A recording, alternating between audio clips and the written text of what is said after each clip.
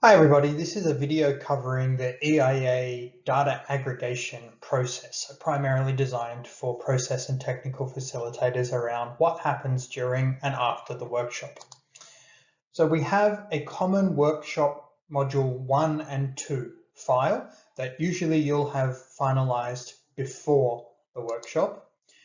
And when you break to do module 3, you will then have individual files being worked on in each of those groups. So in this example, there was say 25 people at your workshop, you broke into 4 different groups. You'll get 4 files at the end. You'll also see in the schedule that you'll have a workshop closure discussion. Hopefully 45 minutes to an hour and a half, depending on if you've got a 1 or 2 day workshop. So this is what you get by the end of the workshop. You've got your subgroup Excel files, and what you'll need to do after is write up a facilitator workshop report, of which we will be providing a template for you to use. Once both of those are sent to me, I then have a role in the reporting and aggregation process.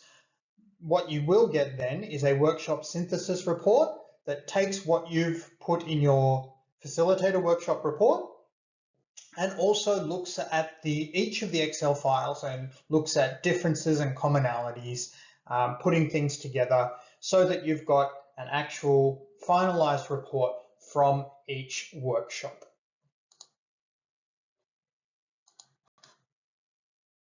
I think it's also important to talk about the global narrative that EiA is putting together around climate adaptation as well.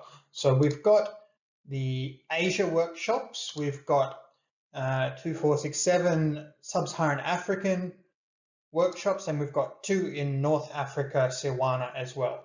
So for each of those, I'll also put together a regional synthesis report and then put that into a global synthesis report.